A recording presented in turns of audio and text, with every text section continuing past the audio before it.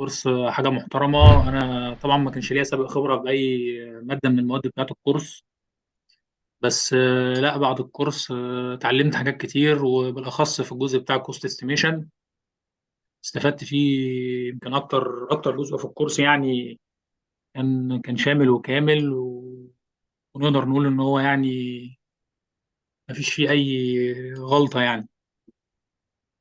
وطبعا بقى الجزء بتاع البي ام بي اللي انت حاطه برضه كهدية كده للناس، ده لسه طبعا انا ما بصيتش فيه، بس انا طبعته يعني، وان شاء الله يعني نقراه وننبسط منه برضه. بإذن الله. والجزء بقى اللي هو الاخير بتاع الايكونوميك كوست والفاليو انجينيرنج ده برضه ده حاجه كويسه يعني برضه. ما عدتش على واحد قبل كده خالص.